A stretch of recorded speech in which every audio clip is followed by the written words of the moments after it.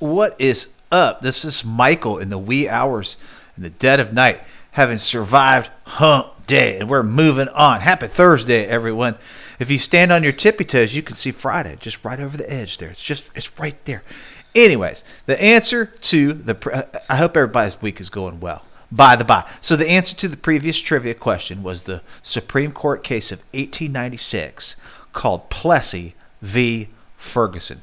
Now remember, we're coming out of the so-called Reconstruction era here. We are well into Jim Crow. Okay, Louisiana state officials was one of the states that enacted this so-called Separate Car Act.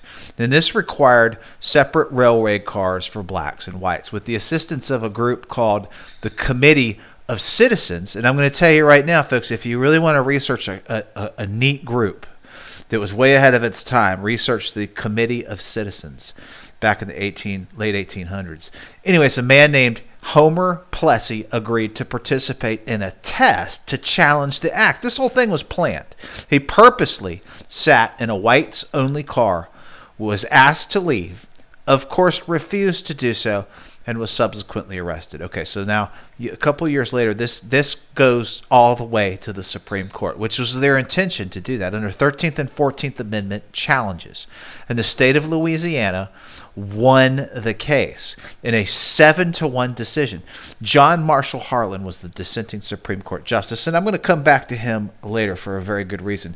Now, the court held and asserted that the law was constitutional and that separate treatment did not imply the inferiority of African Americans. State-imposed racial segregation was upheld, essentially, and segregation did not in itself, what the Supreme Court said, constitute unlawful discrimination. You have the establishment and creation of the separate but equal doctrine. Okay, that's kind of the short and skinny of that. Now, this blew the doors off Jim Crow. Jim Crow's in full effect now, right? Constitutional justification for segregation. We're ensuring the survival of the Jim Crow South for basically the next half century. Railroads were just the beginning, folks. Remember, railroads back in the 1890s, a main source of transportation, right? So that's just the beginning after this decision. Segregated public facilities that came along with this verdict would go on to include buses, hotels, restaurants, theaters. This is the history of the civil rights, but led up to the civil rights movement. Swimming pools, schools. Any of this sound familiar, by the way? Talk about history resonating and repeating itself and coming back. Buses. Thank you, Rosa Parks. Restaurant. The Greensboro Group. Okay. Schools. Brown versus Board of Education, right? See how that works? Okay, not until 58 years later, that's how fast we do things in this country, folks, did we finally correct this huge mistake legally. And Brown versus the Topeka Board of Education, quite possibly one of the most significant Supreme Court cases, decided on May 16th of 1954, which was the focus of the trivia question. I threw kind of a twist in there, if you will. Brown versus Board of Education struck down the separate but equal doctrine as unconstitutional, striking down Plessy v. Ferguson, reversing Plessy v. Ferguson, essentially. So a couple of geek factoids about Plessy v. Ferguson, Brown versus Board of Education.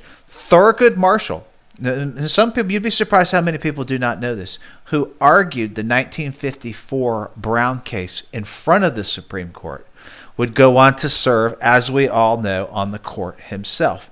He was a President Johnson administrative appointment. He retired in the 1990s and died shortly thereafter. Now, the one dissenting judge, this was a cool factoid that I wanted to come back to, John Marshall Harlan, in his opinion, essentially in his dissenting opinion, that's significant to mention, essentially set the framework for the arguments presented in the Brown case. He said, quote, "Our Constitution is colorblind." Remember, he's the lone dissenter. "The law regards man as man and takes no account of his surroundings or of his color. When his civil rights, as guaranteed by the supreme law of the land, are involved." 58 years ahead of his time, folks. So there you go.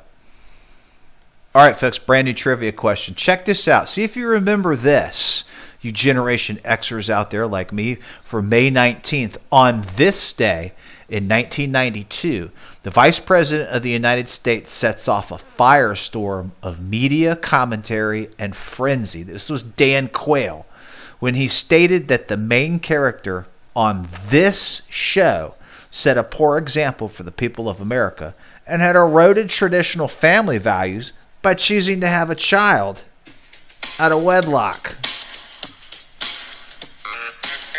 Remember the show? Have a good day, folks.